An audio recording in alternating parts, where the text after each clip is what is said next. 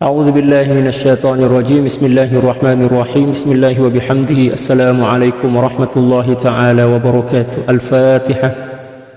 أعوذ بالله من الشيطان الرجيم. بسم الله الرحمن الرحيم. الحمد لله رب العالمين الرحمن الرحيم مالك يوم الدين. إياك نعبد وإياك نستعين. اهدنا الصراط المستقيم صراط الذين أنعمت عليهم غير المغضوب عليهم ولا الضالين. آمين. إن الله وملائكته يصلون على النبي يا أيها الذين آمنوا صلوا عليه وسلموا تسليما. اللهم صل على سيدنا محمد عبدك ورسولك النبي الأمي وعلى آله وسلم. اللهم صل على سيدنا محمد عبدك ورسولك النبي الأمي وعلى آله وسلم. اللهم صل على سيدنا محمد عبدك ورسولك النبي الأمي وعلى آله وسلم. اللهم صل على سيدنا محمد عبدك ورسولك النبي الأمي وعلى آله وسلم. اللهم صل على سيدنا محمد عبدك ورسولك النبي الأمي وعلى آله وسلم. اللهم صل على سيدنا محمد عبدك ورسولك النبي الأمي وعلى آله وسلم. اللهم صل على سيدنا محمد عبدك ورسولك النبي الأمي وعلى آله وسلم. اللهم صل على سيدنا محمد عبدك ورسولك النبي الأمي وعلى آله وسلم. اللهم صل على سيدنا محمد عبدك ورسولك النبي الأمي وعلى آله وسلم. اللهم صل على سيدنا محمد عبدك ورسولك النبي الأمي وعلى آله وسلم. اللهم صل على سيدنا محمد عبدك ورسولك النبي الأمي وعلى آله وسلم عدد ما وسعه علم الله. الحمد لله فاطر السماوات والأرض جاعل الملائكة رسلا أولي أجنحة مثنى وثلاث ورباع يزيد في الخلق ما يشاء إن الله على كل شيء قدير. والصلاة والسلام على المبعوث رحمة للعالمين سيدنا ومولانا وقرة أعيننا وحبيب قلوبنا وسر أسرارنا سيد الأولين والآخرين سيدنا محمد وعلى آله وصحبه أجمعين.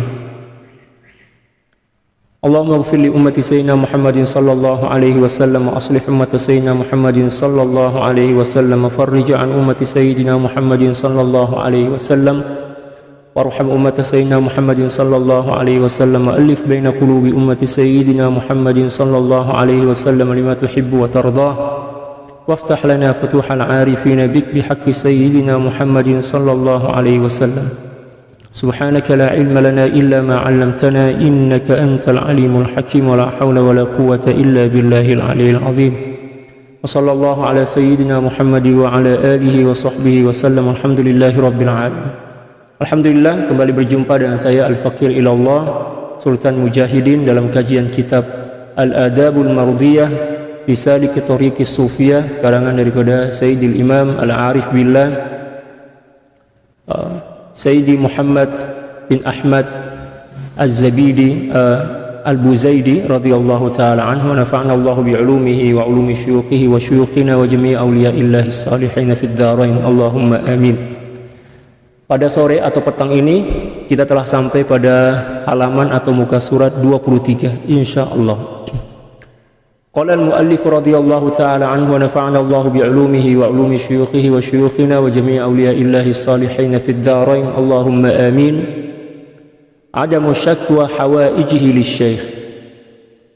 Wa min adabil murid alla yashkuwa li syaykhihi hawaij dunyahu fa in 'asara syai'un 'alayhi falyatawassal ila Allah ta'ala bi syaykhihi wa la yudhhir dhalik. ومن أظهر ذلك فقل أن يفلح فإن دخوله بحضرة الشيخ كان بنية الآخرة لا بنية الدنيا. Dan satu di antara adab seorang murid yang jujur dalam melalui pentarbiyahan atau perjalanan kerohanian menuju kepada Allah Subhanahu wa taala adalah alla yashkuwa li syaikhihi hawaij dunya. Tidak mengeluhkan atau tidak curhat, tidak berkeluh kesah kepada syekhnya berkenaan dengan kesukaran yang berlaku pada keperluan-keperluan hidup dia. Mungkin tak ada duit, atau mungkin sakit, atau mungkin ada masalah, ya kan? Jangan keluh kesahkan kepada syekh. Ya, tanggung sendiri. Sebab itu adalah satu di antara mujahadah yang memang kita kena lalui seorang diri. Kalau kita datang berjumpa dengan syekh, berkeluh kesah tentang masalah-masalah yang kita hadapi, maka kehormatan kita di hadapan syekh akan jatuh. Nilai kita di hadapan syekh akan jatuh. Dan kita akan nampak macam budak-budak kecil. Macam budak-budak tadika lah macam itu. Oleh sebab itu, teguhlah. Ya, sabarlah. Sebesar apapun ujian, apatah lagi berkenaan dengan keperluan-keperluan hidup, jangan keluh kesahkan kepada syekh. Sebab itu akan melemahkan jiwa kita. Fa in 'asara syai'un 'alaihi falyatawassal ila Allah Ta'ala bi syaikhihi. Kalau sekiranya ada sesuatu yang sukar ya, ke atas dirinya, maknanya ada suatu kekurangan yang mendesak pada dirinya, kalau dia tak mampu untuk bersabar ataupun tak mampu untuk menahan diri, maka hendaklah dia bertawassul kepada Allah Subhanahu wa taala dengan syekhnya. Ya, ini satu di antara amalan sunnah, bertawassul kepada Allah Subhanahu wa taala melalui syekh. Kenapa melalui syekh bukan melalui baginda sallallahu alaihi wasallam? Karena syekh merupakan pintu kepada baginda sallallahu alaihi wasallam. Bila mana kita bertawassul melalui syekh, itu bermakna kita juga sedang bertawassul kepada baginda sallallahu alaihi wasallam. Macam itu. Jadi tak ada masalah. Bertawassul melalui syekh boleh, bertawassul terus kepada baginda sallallahu alaihi wasallam juga tak ada masalah. Falyatawassal ila Allah Ta'ala bi syaikhihi. Hendaklah dia bertawassul kepada Allah Subhanahu wa taala melalui kehormatan, demikian juga kemuliaan syekhnya. Misal ada seorang yang kurang duit, dia tak mampu dah untuk menanggung dan tak mampu untuk bersabar lah macam itu. Terpaksa juga berdoa, memohon, maka mohonlah kepada Allah Subhanahu wa taala dan tak perlu berkeluh kesah kepada syekh.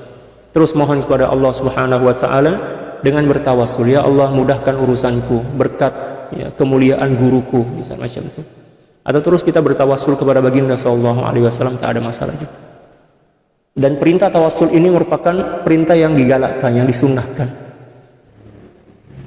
Allah Subhanahu wa taala berfirman, ya ayyuhalladzina amanu taqullaha wabtagu ilaihi alwasilah wajahidu fi sabilihi la'allakum tuflihun.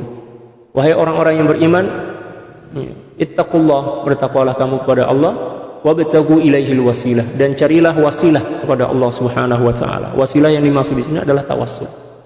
Boleh kita bertawassul melalui guru kita, melalui baginda sallallahu alaihi wasallam, melalui para ulama, demikian juga para sahabat ahli bait. Demikian juga bertawassul melalui Al-Qur'an, melalui amal soleh dan lain sebagainya. Tak ada masalah. Malah ianya merupakan perkara yang digalakkan. Wala yudhhir dzalik, dan janganlah dia menzahirkan kesukaran yang diderita dalam hidupnya kepada guru. Jangan adukan. Kita tanggung sendirilah. Kalau kita nak menjadi orang yang matang, menjadi orang yang dewasa, tanggung sendiri ya masalah itu. Jangan kita keluh kesahkan kepada syekh. Tapi kebanyakan yang berlaku, syekh ini macam tempat curhat ya, syekh tempat curhat. Seluruh masalah yang berlaku dalam kehidupan guru ini ya, diadukan kepada syekh. Memang tak ada masalah sebenarnya, tapi maknanya kita terlepas peluang lah untuk mendewasakan diri kita, untuk mematangkan jiwa kita kan ya.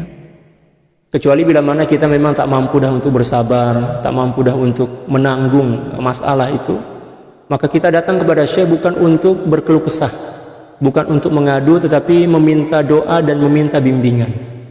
Itulah cara adab kita kepada syekh. Jangan pula kita datang kepada syekh membawa seluruh masalah kita. Ingatkan syekh tak ada masalah, syekh pun banyak masalah, tapi dia orang ya, beliau itu tak terkesan oleh masalah. Nah, ketika mana kita merasa berat, tak mampu nak menanggung masalah itu, maka boleh datang jumpa dengan syekh, tetapi bukan untuk curhat, bukan untuk berkeluh kesah, bukan untuk mengadu, tetapi untuk meminta nasihat, untuk meminta doa, demikian juga untuk bertawassul kepada Allah Subhanahu wa taala.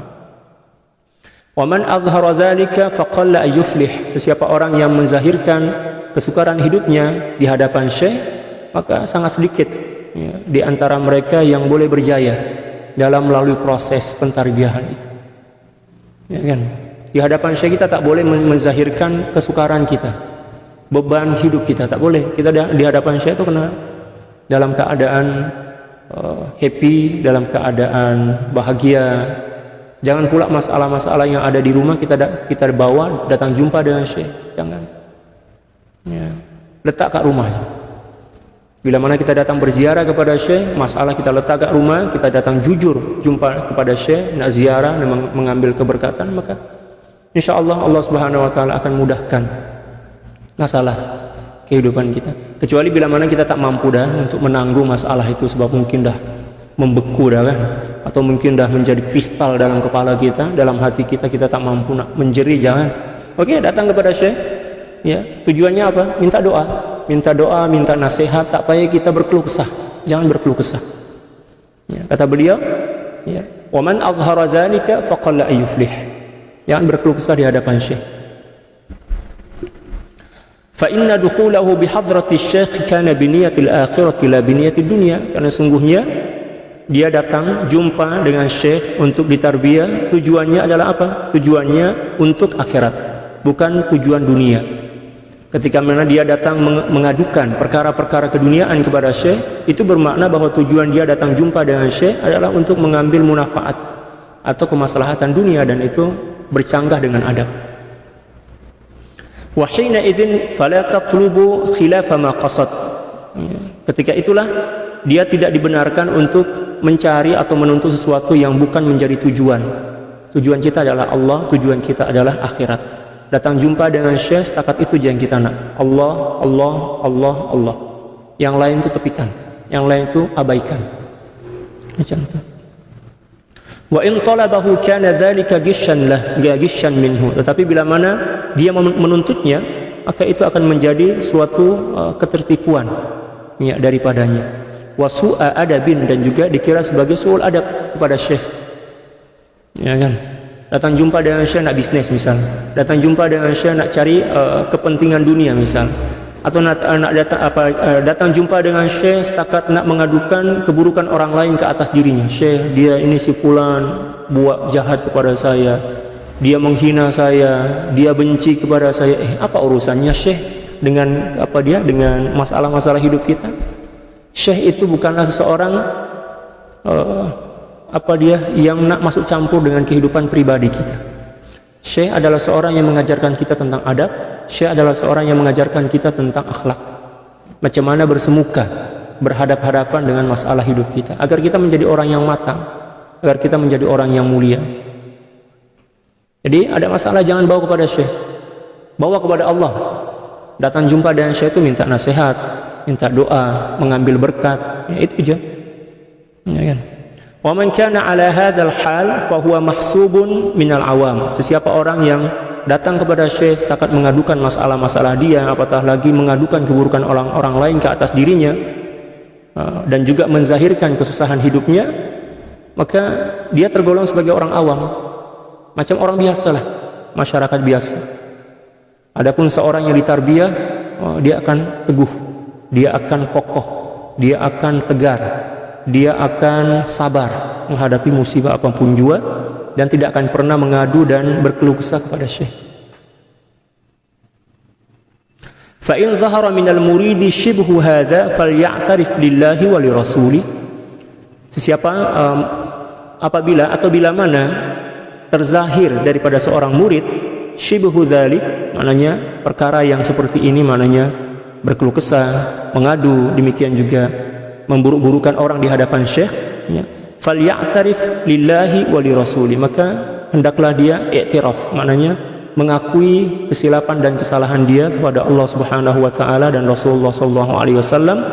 Wali syekh bi annahu su'ul adab, musi'ul adab. Demikian juga kepada Syekh bahwa sungguhnya dia telah melakukan keburukan akhlak yang buruk. Tsumma yatubu ila Allah taubatan nasuha. Kemudian setelah itu barulah dia bertaubat kepada Allah Subhanahu wa taala dengan taubat yang sebenar. Ini adab, ya kan? Kita melakukan kesilapan, ya. Apatah lagi memburuk-burukan orang lain di hadapan Syekh, itu sesuatu yang sangat buruk, lebih buruk dibandingkan keburukan. Ya kan?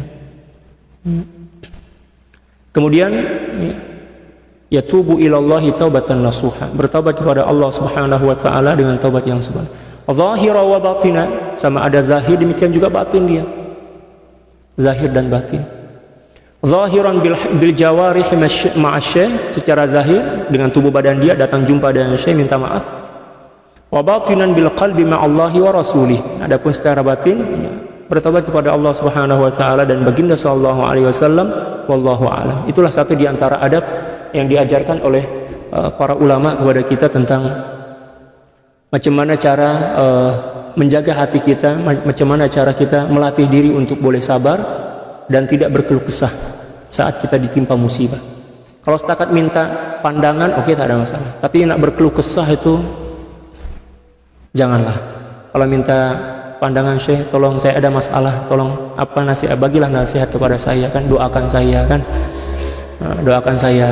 Macam itu tak ada masalah. Malah itu adalah perkara yang memang digalakkan. Tapi kalau datang jumpa dengan Syekh, cerita semua ABC, semua dia cerita, memburu-burukan pula di hadapan Syekh, itu dah tak dikira sebagai murid dah, itu dikira sebagai apa? Sebagai apa istilah dia dalam namam, kalau tak silap. Namam itu pagadu domba. Apa dia? Orang yang suka menceritakan keaiban orang lain. Ya, na'udzubillah. Itu adalah seorang yang lebih awam dibandingkan orang awam. Tapi kalau setakat datang minta doa, minta pandangan, oh tak ada masalah pun, insyaallah. Wa yambaghi lahu aidha, dan juga hendaklah baginya juga alla yashtaki li syekh bil faqr. Jangan mengadu dan berkeluh kesah kepada syekh tentang kefakiran yang menimpa dirinya. Tak ada duit misalkan, atau mungkin banyak keperluan tapi dia tak ada kerja misal. Jangan mengadu kepada syekh. Wa idzayatil khalq, demikian juga hinaan, keburukan orang lain ke atas diri dia. Wala lil ikhwan, demikian juga jangan berkeluh kesah kepada ikhwan, para sahabat, para kawan-kawan. Ya, tapi kalau setakat minta doa, minta pandangannya tak ada masalah. Wala li ghairihim, demikian juga jangan kepada selainnya. Bal yulzima nafsahu bil mujahadata wal mukabadah. Akan tetapi hendaklah dia melazimkan diri dia dengan mujahadah dan mukabadah. Apa maksud daripada mujahadah dan mukabadah? Kalau dalam kitab Mi'rajut Tasyawuf, ya, fi haqqi Mi'rajut Tasyawuf, ya, yang dikarang oleh Sayyidi Ahmad Ibnu Ajibah radhiyallahu taala, beliau menjelaskan bahwa mujahadah itu adalah perlawanan terhadap nafsu dari dalam diri kita. Perlawanan terhadap nafsu daripada diri kita, daripada dalaman diri kita. Ya kan? Kita mengabaikan bisikan nafsu itu daripada dalaman. Demikian juga kita tak bagi apa yang dikehendaki oleh nafsu, itu adalah perlawanan daripada dalaman. Adapun mukabadah, ini merupakan perlawanan nafsu melalui jasad, tubuh badan kita. Misal kurangkan makan, kurangkan berjalan, ya kan, kurangkan minum, kurangkan tidur, itu dipanggil mukabadah. Walaupun terkadang-kadang antara mujahadah dan mukabadah ini bermaksud sama maksud dia. Ya, macam nih, satu istilah ini para sahabat sekalian, terkadang ada dua istilah yang makna dia macam serupa. Tapi kalau sekiranya setakat satu je dari dua istilah ini disebut dalam satu kitab, itu yang dikehendaki adalah makna kedua-dua daripada kata itu. Boleh paham?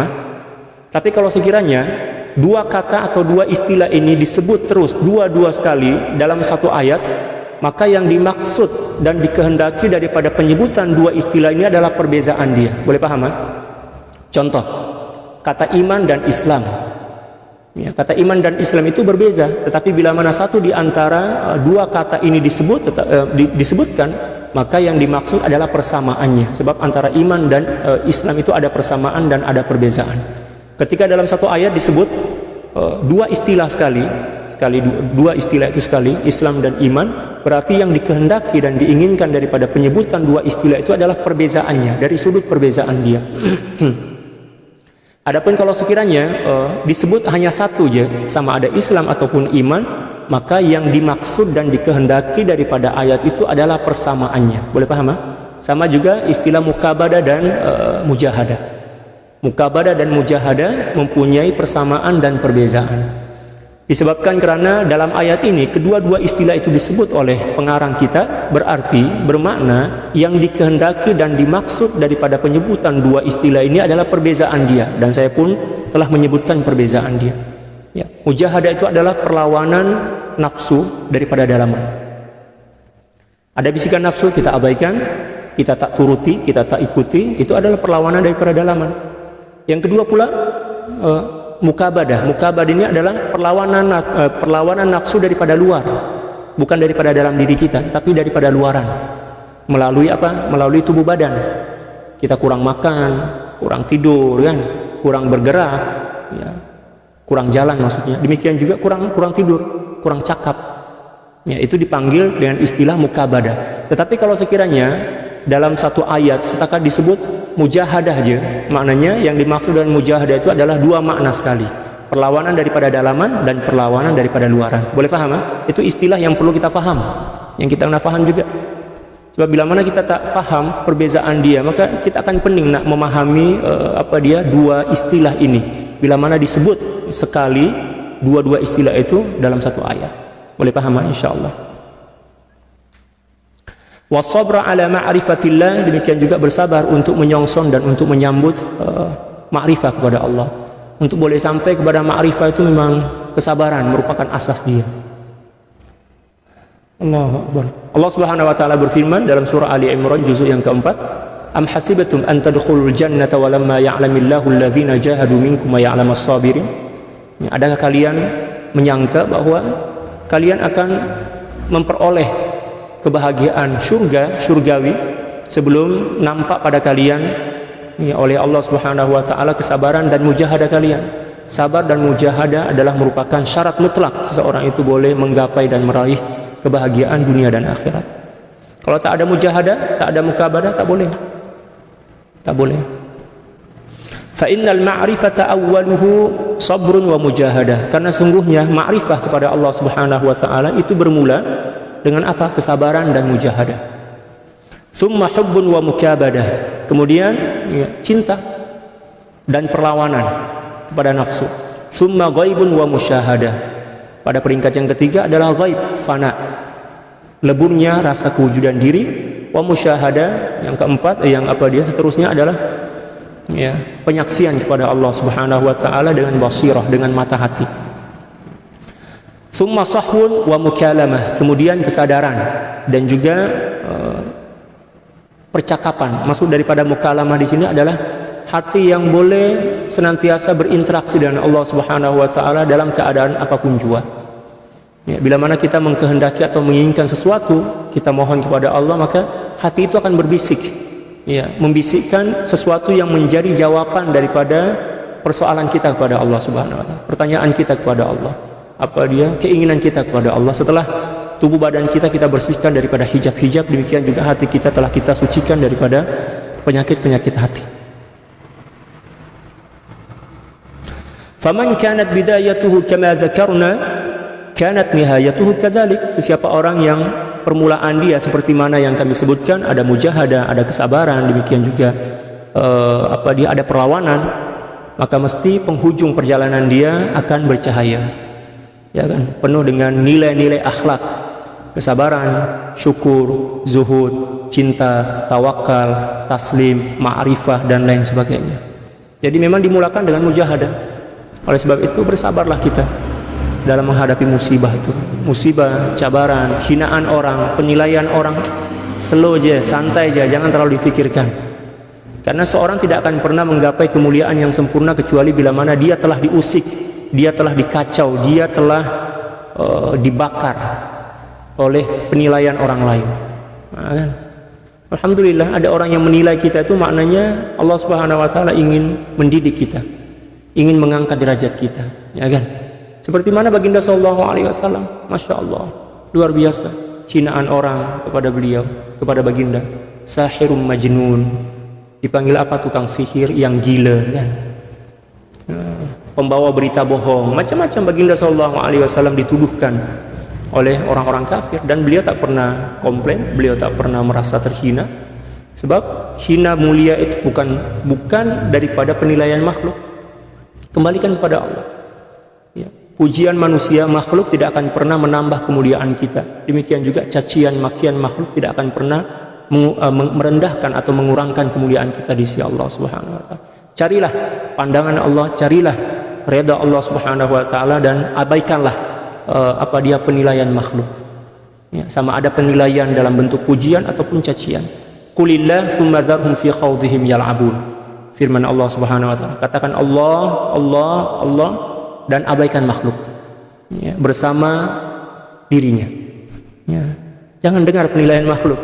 Bila mana kita dengar cakap orang, pening kepala kita, buang-buang masa, terseksa hidup kita ini terseksa. Jangan dengar cakap orang. Kita kena dengar cakap hati kita nih. Kita kena dengar apa yang dikehendaki oleh Allah. Selama sesuatu yang kita lakukan itu adalah karena Allah, makhluk itu tepikan semua. Ya, jangan hiraukan.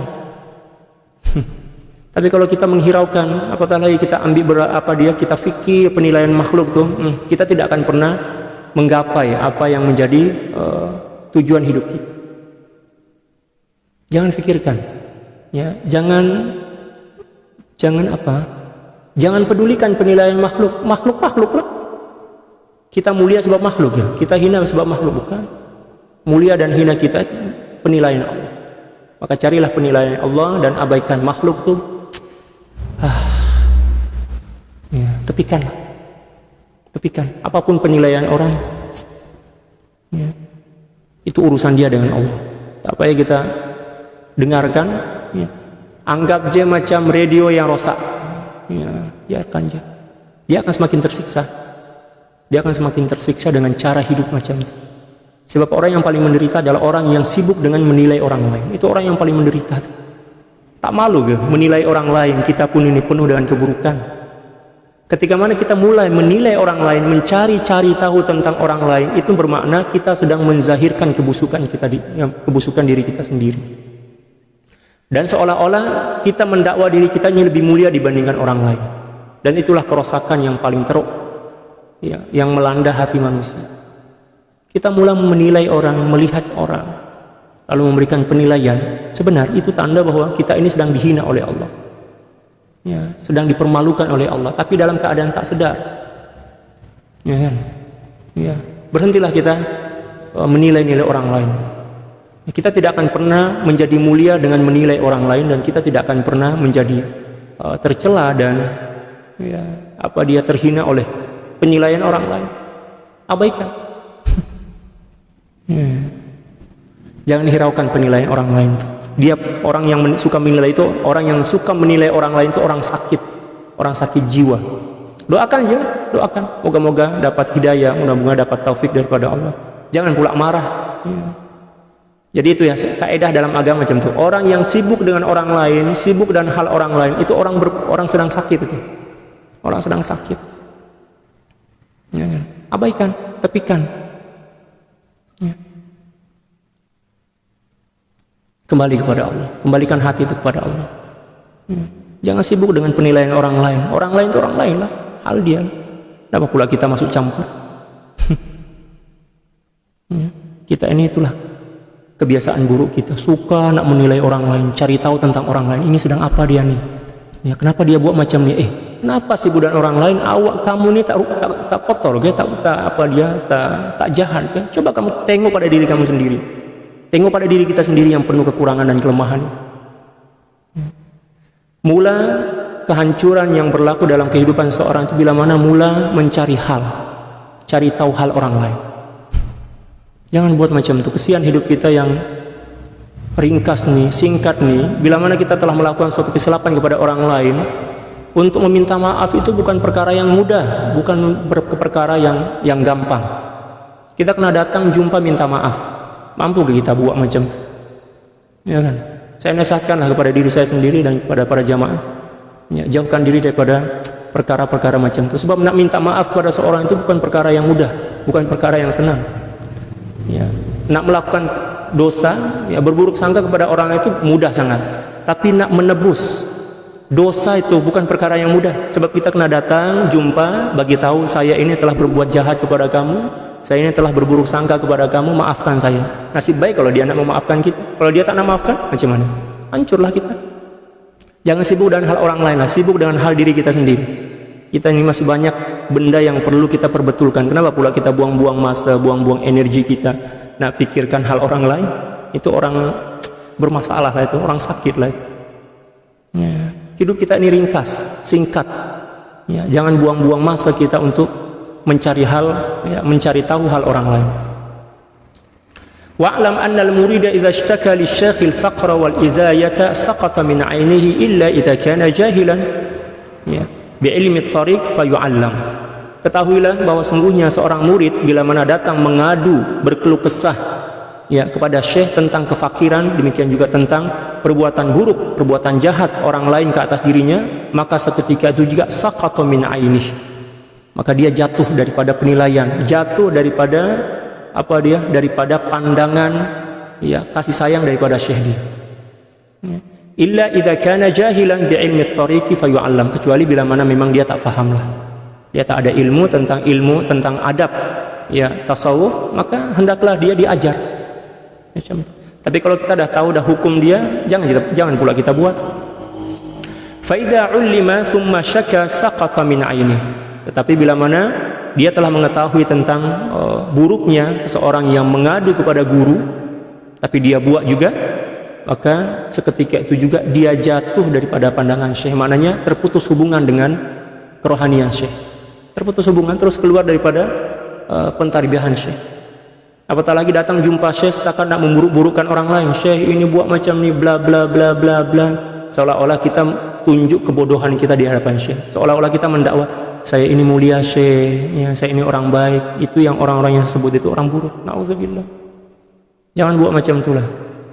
Ya, tanggung jawab kita, pertanggungjawaban di hadapan Allah Subhanahu wa taala cukup besar. La siyama in kana yad'il qurba minal hadrah. Apatah lagi dia mendakwa yang dia ini cukup rapat, dekat, ya, dengan Allah Subhanahu wa taala. Wa yaz'umu annahu thabitun fin nazar, dan dia mendakwa bahwa dia kekal dalam pandangan rahmat dan kasih sayang Allah Subhanahu wa taala. Fa inna syaqwahu tukadzibu da'wahu, karena sungguhnya keluh kesah dan pengaduannya kepada syekh itu adalah menyalahi dakwaan dia. Dia mendakwa yang dia ini orang dekat kepada Allah, orang yang mencintai Allah, orang yang merindui Allah, orang yang bertakwa kepada Allah. Tapi datang jumpa kepada syekh berkeluh kesah, mengadukan keburukan orang lain kepada dirinya. Maknanya apa yang dia adukan kepada syekh itu sebagai sesuatu yang membatalkan dakwaan dia yang dia itu adalah orang mulia. Warasikh fil ma'rifati la yakhfa. Adapun seorang yang teguh, yang kukuh dalam bermakrifah kepada Allah Subhanahu wa taala, maka hal keadaan dia tak menjadi rahasia. Dia teguh. Dia tak mudah untuk terombang-ambing oleh apapun juga. Wa 'inda wujudi tasarrufati ya'rifu kullu wahidin wahdah. Dan seseorang itu boleh dinilai, boleh diketahui kualiti diri dia mengikut cara hidup, mengikut tingkah laku. Tak perlu kita tanya kepada orang lain. Tengok aja akhlak dia, tengok aja macam mana dia bersemuka dengan masalah.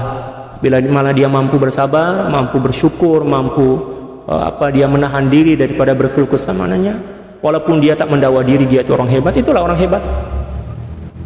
Adapun orang yang suka mengaku diri hebat, biasanya orang tak hebat lah tuh.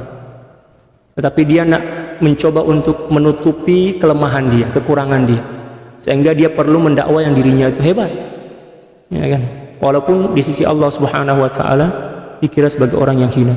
Wala tabqa da'wa ya khafiyatun duna wujudil baliyah, dan tidak akan menjadi baki, ya, dakwaan yang terselubung, ya, duna wujudil baliyah, tanpa ada wujudnya musibah. Maknanya macam ni. Untuk mengetahui akhlak seseorang, keteguhan seseorang dalam bermakrifah kepada Allah, tengok masa dia ditimpa musibah. Jangan masa senang, tetapi tengok masa dia susah. Ya kan?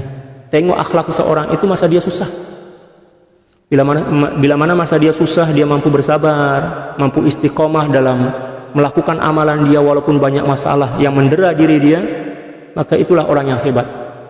Tapi kalau ada orang yang sedang senang, sehat, rajin beribadah, ya kan, itu orang biasa, sebab sesuai dengan kelayakan sesuai dengan nikmat yang ada pada diri dia. Tapi kalau ada orang yang menderita kekurangan, sakit, tapi mampu istiqomah dalam beramal, oh itu orang hebat. Mampu bersabar, bertawakal kepada Allah, maka itulah orang yang hebat. Wal muridul haqiqi la yashtaqi min ju'in aw ura. Seorang murid yang hakiki, yang betul-betul cinta kepada Allah, mempunyai himmah, mempunyai semangat untuk mengenali Allah Subhanahu wa taala, dia tidak akan pernah bercerita, tidak akan pernah berkeluh kesah tentang kelaparan. Demikian juga tak ada baju atau kekurangan duit untuk membeli baju dan lain sebagainya. Au darbin au ghairi dzalika mahabbatan fillah, ataupun disebabkan karena ada orang yang memukul dia, dia tidak akan mengadu kepada siapapun. Karena apa? Mahabbatan fillah, karena dia cinta kepada Allah Subhanahu wa taala. Orang yang masih mengadu itu tandanya dia tak cinta kepada Allah. Li'annahu la ya'lamu fa'ilan ghaira Allah, karena sungguhnya dia tidak mengenali fa'il atau seseorang yang melakukan suatu perkara kecuali Allah. Maknanya dia mengesan, dia menyadari dan dia nampak bahwa segala apapun yang berlaku di dunia ini merupakan af'al Allah, merupakan perbuatan Allah Subhanahu wa taala melalui makhluk. Allah lah yang menggerakkan tangan-tangan makhluk untuk melakukan apapun juga aktiviti yang ada di dunia ini. Kalau sekiranya ada orang yang menghina dia, ada orang yang merendahkan dia, dia tidak akan pernah marah. Sebab dia nampak bahwa yang menggerakkan tubuh badan dan lisan hamba untuk menghina dia itu adalah Allah Subhanahu wa taala. Dengan tujuan apa? Dengan tujuan untuk membersihkan diri dia. Semakin ramai orang yang menghina diri kita, peluang kita untuk membersihkan hati kita daripada penyakit hati itu lebih besar. Macam itu. Wala yashtaki illa man syahida fi'la ghairihi, dan tidaklah seorang itu berkeluh kesah kecuali bila mana dia nampak bahwa perbuatan itu adalah perbuatan selain daripada Allah. Bila mana kita nampak seseorang melakukan suatu perbuatan dan kita tak nampak di situ keikutsertaan atau campur tangan Allah Subhanahu wa taala dalam perbuatan itu, maka itulah yang menjadi sebab seseorang itu akan berkeluh kesah. Tapi kalau dia nampak dan dia yakin bahwa Allah lah yang menggerakkan tangan orang itu untuk memukul kita, lisan orang itu untuk mencaci dan memaki kita, kita tidak akan pernah marah. Sebab Allah berhak untuk melakukan apapun juga sesuai dengan kehendaknya. Wa man kana katsiru syakwa la yasluhu lil hadrah.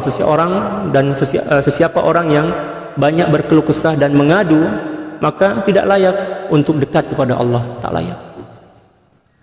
Li'anna al-hadrata la tasluhu illa lirijal, karena sungguhnya hadrah, kedekatan kepada Allah Subhanahu wa taala, bermakrifat kepada Allah, tidak layak kecuali bagi lelaki-lelaki yang tangguh, yang hebat, walaupun dia perempuan.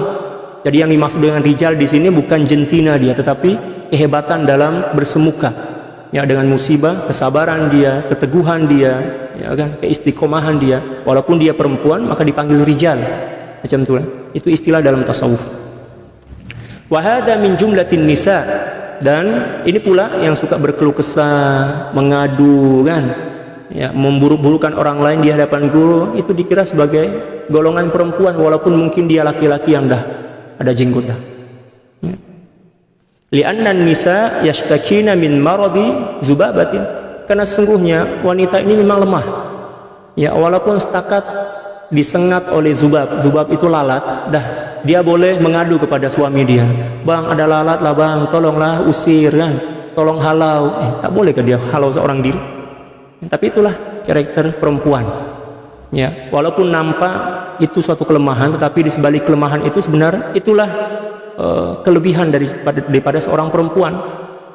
Sebab kalau tak nampak kelemahan seorang perempuan itu, maka tak ada peluang bagi lelaki untuk beramal soleh seperti itu. Jadi Allah Subhanahu wa taala letak kemuliaan dan kelebihan seseorang itu di sebalik kekurangan dia. Macam itu.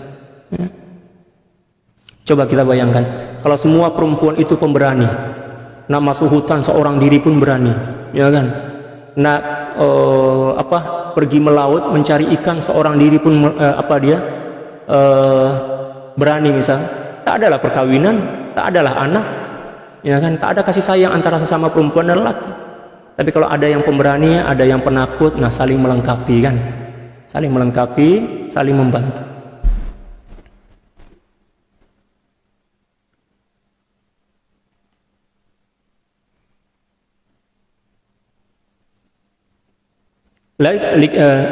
likathrati izzati nufusihim alaihin, karena sungguhnya perempuan ini memang lebih apa ya, mohon maaf bukan menghina tapi bagi tahu aja, perempuan ini lebih terbawa emosi ya. Bila mana terbawa emosi, maknanya peluang bagi nafsu itu lebih besar untuk mempengaruhi dia ya, untuk menekan dia. Itu kata muallif, bukan kata saya, jangan pula marah ya para perempuan. Wa yambagi li hadzal muridi ayyurawidha nafsahu, dan hendaklah bagi seorang murid yang mempunyai kebiasaan berkeluh kesah dan mengadu kepada guru dia untuk bermujahadah, melatih diri. Wa ayyulzimaha dzulla hatta tarji'a bimanzilatil kalbil abros, dan dia kena dia melazimkan nafsu itu dengan sifat hina ya, maknanya nafsu itu kita kena paksa ya, menghinakan diri dia. Hatta tarji'a, sehinggalah dia kembali bimanzilatil kalbil abros, sehinggalah dia rasa diri nafsu ini macam hina, macam mohon maaf anjing yang dia sini orang panggil di sini di Indonesia itu dipanggil anjing yang kurapan, maknanya yang dia kulit dia itu hancur, busuk macam itu ya kan. Dia kena buat nafsu dia itu seolah-olah macam anjing yang busuk, hina, rendah macam itu. Itu istilah aja ya. Wa yastaqillan nasun nadharu ilaih, sehinggalah manusia itu nampak tak nak tengok kepada anjing itu. Cobalah kita tengok anjing yang dia kulit dia membusuk kan, sudahlah kurus, membusuk ya kan, kotor pula, orang tidak akan memandang kepadanya. Kita kena jadikan nafsu kita macam itu, hinakan nafsu itu, lemahkan hawa nafsu itu, sehinggalah dia merasa hina dan merasa rendah. Ketika mana nafsu itu merasa rendah dan hina, maka kemuliaan akan muncul.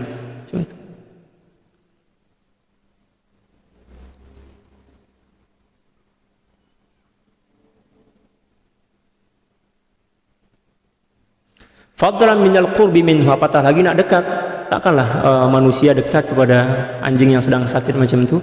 Liaklin au ghairi, sama ada dekat untuk makan dekat anjing itu ataupun yang lain. Litadzuba nafsu, tujuannya agar nafsu itu meleleh, nafsu itu takluk, nafsu itu merasa hina.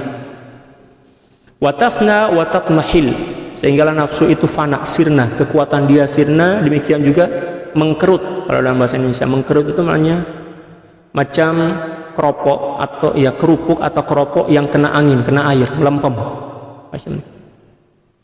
Watariqu watadiq ya, demikian juga agar nafsu itu menjadi nipis ya, menjadi lembut, maknanya menjadi kecil macam itu, merasa diri kecil.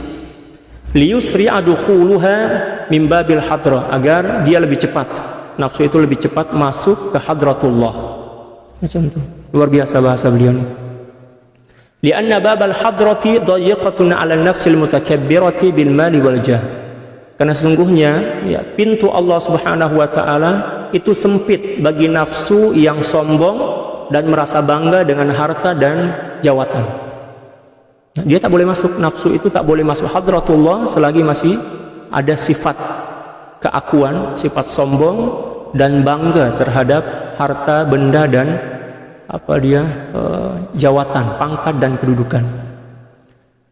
Au ghairi dzalika min al-'ilal allati mana'at katsiran minan nasi dukhul al-hadrah, ataupun dari penyakit-penyakit yang lain yang menyebabkan seseorang atau manusia itu tercegah atau terhalau untuk boleh masuk ke hadratul ilah, ke hadratullah.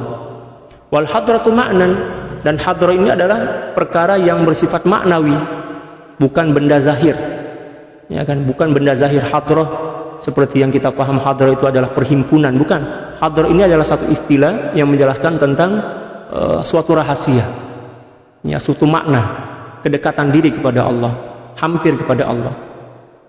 Wala yadkhulul hadrata illa man kana ma'nan, dan tidak akan boleh seorang itu masuk ke hadratullah kecuali bila mana diri dia ini telah bertukar menjadi makna, maknanya telah bersih, telah suci daripada kesan-kesan dan belenggu bayang-bayang makhluk. Hati dia telah suci daripada penyakit hati, demikian juga tubuh badan dia telah suci daripada makanan-makanan yang haram, demikian juga yang syubhat dan lain sebagainya. Barulah dia boleh masuk ke hadratullah. Wa man lam yahmilil faqra wal idayata falaisa lahu nasibun fil wilayah. Dan siapa orang yang tak mampu menanggung ya beban kekurangan harta, demikian juga hinaan cacian manusia, maka dia tidak ada baginya bahagian untuk menjadi orang-orang yang mulia, menjadi mulia. Macam itu. Adamul isra'i fi raddi ala masyurati syekh. Adapun adab yang ke-22, tidak segera untuk memberi jawaban bila mana syekh ajak kita bermusyawarah. Musyawarah ini orang panggil. Syekh panggil kita muzakarah, syekh tanya sesuatu kepada kita, jangan terus jawab. Ya, jangan terus jawab. Ya, kita serahkan jawaban itu kepada syekh. Sebab syekh tidak akan bermusyawarah kepada diri kita disebabkan karena beliau tak tahu. Ya, beliau ajak kita bermusyawarah itu nak bagi tahu kepada kita tentang pentingnya musyawarah. Musyawarah di sini orang panggilan bermuzakarah, bukan minta pandangan kepada kita. Ya kan? Tak kalah seorang profesor minta pandangan kepada budak tadika, tak logik lah kan? Yang kita ini diandaikan macam budak-budak tadika. Syekh itu adalah seorang profesor, misalnya contoh. Tak kalah dia minta pandangan kepada budak tadika kan? Kalau sekiranya Syekh mengajak kita bermuzakarah, maknanya Syekh ini sedang mengajarkan kepada kita tentang macam mana cara kita hidup bersosial. Ya kan? Ya, bukan nak minta pandangan kepada kita. Wa min adabil murid, tetapi terkadang itulah murid yang tak faham tentang adab ni, dia pula macam seolah-olah paling faham dibandingkan Syekh tentang suatu perkara. Bagi cadangan pula tu, Syekh nak buat ni macam ni lagi elok, lagi sempurna, bla bla bla. Syekh pun bengang tengok, kamu ke yang menjadi Syekh atau saya? Ya, kenapa pula awak letak saya sebagai murid, awak pula ya letak diri kamu sebagai Syekh? Bagi cadangan kepada Syekh. Ya, siap terkadang memaksa pula kan. Na'udzubillah. Wa min adabil murid, dan satu di antara adab seorang murid, alla yusri'a fil jawabi idza syawarahu syekhu fi amrin diniyin aw dunyawiyin. Dan satu di antara adab seorang syekh, hendaklah dia tidak segera menjawab bila mana syekh mengajak dia bermusyawarat atau bermuzakarah pada perkara diniyin, perkara-perkara agama ataupun perkara duniawiyah. Serahkan kepada syekh. Kalau sekiranya syekh bertanya kepada kita tentang suatu hukum hakam, dan kita jawablah, hadratak a'lamu minni, ya tuan syekh lebih paham dibandingkan saya, kan? Macam itu. Itulah adab kita. Jangan pula kita siap i'rab, oh syekh ini perbedaan mazhab macam ni, dalil-dalil dia bla bla bla bla bla macam itu. Syekh tak tahu tu, syekh lagi paham, lagi pandai. Sebab takkanlah seorang itu diangkat oleh Allah Subhanahu wa taala sebagai syekh kalau dia tak faham, dia tak faqih, dia tak arif. Tapi itulah terkadang dia nafsu kita nak cakap tuh memang terkadang dominan pada diri kita kan. Bal yata'anna wa yata'ammalu ma muradu syekh, akan tetapi hendaklah dia yata'anna itu maknanya berlahan. Jangan gopoh-gopoh, jangan cepat-cepat, tergesa-gesa. Ya, dan dia kena memikirkan tujuan syekh bagi soalan ini apa. Ya, fikir dulu, jangan terus jawab, jangan. Sebab terkadang-kadang syekh bagi soalan itu nak coba, nak menguji ya, adakah kita ini mampu menjaga adab atau tidak. Fa in fahima muradahu falyujawibhu bima aradahu minhu. Kalau sekiranya dia faham dah jawaban yang syekh nak itu sesuai, dia faham tentang jawaban macam mana yang syekh nak, maka barulah dia jawab dengan apa? Dengan cara yang sopan, cara yang beradab. Demikian juga jangan tunjuk diri yang dia ini faham tentang perkara itu. Wa illa falyaqul lahu, kalau dia tak mampu paham tentang apa yang dikehendaki oleh syekh, maka hendaklah dia berkata kepada syekh itu, anta a'rafun nasi ya sayyidi, tuan syekh, tuan lebih paham dibandingkan yang lain. Macam itu adab kepada syekh. Li'annahu huwa a'rafu minhu bi jami'il umuri diniyati wal ukhra dunyawiyyati wal ukhrawiyah, karena sungguhnya syekh itu adalah seorang yang betul-betul faham tentang seluruh perkara-perkara keduniaan, demikian juga perkara-perkara akhirat. Dia faham. Ya, sebab Allah bagi ilmu kepada syekh. Dia fahamlah, ada pengalaman hidup, dan beliau pun pernah belajar. Sudahlah pernah belajar, lepas itu ada pengalaman hidup, lepas itu pula Allah bagi tambahan ilmu, maknanya beliau lagi faham dibandingkan kita. Wa musyawaratuhu ma'ahu imtithalan li amrillah. Adapun Syekh ajak kita bermusyawarah itu sebab nak menunaikan perintah Allah Subhanahu wa taala. Sebab memang dalam Al-Qur'an Allah Subhanahu wa taala berfirman, wa fa'fu anhum wastaghfir lahum wasyawirhum bil amr. Wasyawirhum fil amr. Maafkanlah dan ampunkanlah mereka bila mana melakukan kesilapan, dan ajaklah mereka bermusyawarat dalam suatu perkara. Tapi bukan bermakna baginda sallallahu alaihi wasallam mengajak para sahabat untuk bermusyawarat nak ambil pandangan sahabat. Baginda sallallahu alaihi wasallam itu ditakyid, disokong oleh wahyu ilahi. Ya, demikian juga para aulia. Para aulia ni ajak murid-murid dia untuk bermusyawarat bukan sebab nak pandangan murid, tetapi nak ajak tentang sunnah dan digalakkannya untuk bermusyawarah. Macam itu. Likaunihim dhannu anna an-nabiy sallallahu alaihi wasallam ikhtalafa fi syai'in wa khafiya alaihi amrun. Ya, bukan disebabkan karena disebabkan karena para sahabat, ada di antara para sahabat yang menyangka bahwa sesungguhnya baginda sallallahu alaihi wasallam macam confused ya dalam suatu perkara, ataupun tidak mengetahui suatu perkara yang akan disampaikan. Ini adalah sahabat-sahabat yang baru masuk Islam lagi, bukan sahabat-sahabat yang senior. Ya. Sehingga ayat ini diturunkan oleh Allah Subhanahu wa taala agar baginda sallallahu alaihi wasallam mengajak mereka untuk bermuzakarah atau musyawarah. Itu asbabun nuzul daripada ayat ini. Wa musyawaratuhu ma'a ashabihi sallallahu alaihi wasallam innama huwa izharul lil ubudiyyati faqat. Dan baginda sallallahu alaihi wasallam mengajak para sahabat untuk bermusyawarah, tujuannya bukan nak ambil pandangan para sahabat, tetapi menunaikan perintah penghambaan daripada Allah Subhanahu wa taala. Sebab memang Allah Subhanahu wa taala perintah baginda sallallahu alaihi wasallam untuk bermusyawarah. Wa kadzalika warathatuhu radhiyallahu taala anhum famin jihatil haqiqah. Demikian juga para pewaris baginda sallallahu alaihi wasallam juga diperintahkan untuk bermusyawarah atau untuk diskus ya, bermuzakarah dengan murid-murid dia, bukan nak ambil pandangan, bukan nak ambil nasihat, apatah nak ambil ilmu daripada murid dia, tapi menunaikan perintah daripada Allah. Famin jihatil haqiqati la yahtaju ila musyawarati ahad. Dari sudut hakikat seorang nabi, demikian juga seorang para aulia, itu tidak perlu bermusyawarah, tidak perlu kepada pandangan orang lain, sebab mereka diberi sokongan daripada Allah. Mereka ada ilmu, ada pengalaman hidup, demikian juga ada tambahan ma'rifah di dalam jiwa mereka. Maknanya tak perlu kepada cadangan, ya demikian juga pandangan orang lain. Wa min jihati syari'ati amarahul haqqu ta'ala bimusyawarati ashabihi liyaqifa 'ala al-kummati min warasatihi 'ala hadis syariah. Ya, dari sudut syariah, baginda sallallahu alaihi wasallam memang diperintahkan oleh Allah Subhanahu wa taala untuk bermusyawarat bersama para sahabat agar baginda sallallahu alaihi wasallam meletakkan atas para sahabat-sahabat yang sempurna itu min warasatihi, demikian juga daripada pewaris beliau, 'ala hadis syariah, maknanya mengajak mereka untuk patuh syariah. Ya, syariat cakap macam ni, musyawarah juga kena musyawarah. Ya, macam itu. Untuk menjaga syariat. Walaula tasyri'uhu sallallahu alaihi wasallam lan tuhika ya satrul haqiqati 'ala syariah. Kalau sekiranya tak ada syariat daripada baginda sallallahu alaihi wasallam, maka akan terserlahlah, maka akan terbukalah, maka akan nampaklah hakikat ke atas syariat, maknanya akan menjadi fitnah.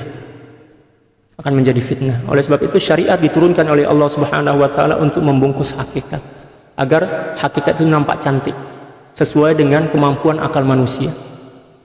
Fatabtulus syariah, sehingga menyebabkan syariat itu terbatalkan. Bila mana hakikat itu muncul tanpa adanya syariat, maka syariat akan batal.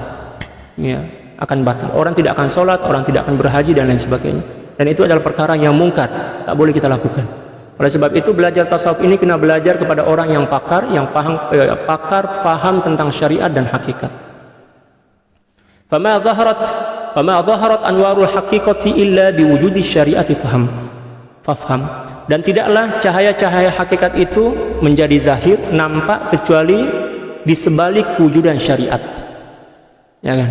Seperti saya yang pernah sampaikan bahwa syariat itu merupakan cawan kepada air hakikat. Kita tak boleh minum tanpa adanya cawan, ya kan? Dan bila mana tak ada cawan, maka air itu akan tumpah. Demikian juga hakikat. Hakikat itu ibarat air, manakala syariat itu adalah cawan dia. Kedua-dua kena ada. Kita order kopi misal di kedai, orang setakat bagi kopi aja tak ada cawan, marahlah kita kan. Kena ada cawan juga, cawan pun kena cantik, kena bersih kan. Ya sebab kita nak bayar. Demikian juga Allah terima suatu penghambaan kepada Allah, ibadah kepada Allah bila mana ada cawan dia yaitu syariat yang menampung. Demikian juga hakikat dia yaitu keikhlasan hati, kehadiran hati bersama Allah Subhanahu wa taala dan kekhusyuan dalam melakukan ibadah itu. Wallahu a'lam bissawab. Subhanaka la ilma lana illa ma 'allamtana innaka antal alimul hakim wa la haula wa la quwwata illa billahil aliyil azim. Inna Allaha wa malaikatahu yusalluna 'alan nabiy ya ayyuhalladzina amanu sallu 'alaihi wa sallimu taslima. Allahumma salli 'ala sayyidina Muhammadin 'abdika wa rasulika an-nabiyil ummi wa 'ala alihi wa sallim. اللهم صل على سيدنا محمد عبدك ورسولك النبي الأمي وعلى آله وسلم. اللهم صل على سيدنا محمد عبدك ورسولك النبي الأمي وعلى آله وسلم. اللهم صل على سيدنا محمد عبدك ورسولك النبي الأمي وعلى آله وسلم. اللهم صل على سيدنا محمد عبدك ورسولك النبي الأمي وعلى آله وسلم. اللهم صل على سيدنا محمد عبدك ورسولك النبي الأمي وعلى آله وسلم. اللهم صل على سيدنا محمد عبدك ورسولك النبي الأمي وعلى آله وسلم. اللهم صل على سيدنا محمد عبدك ورسولك النبي الأمي وعلى آله وسلم. اللهم صل على سيدنا محمد عبدك ورسولك النبي الأمي وعلى آله وسلم. اللهم صل على سيدنا محمد عبدك ورسولك النبي الأمي وعلى آله وسلم عدد ما وسعه علم الله. Sekian, wallahul muwaffiq wal hadi ila sabilir rasyad wal afu minkum. Assalamualaikum warahmatullahi taala wabarakatuh.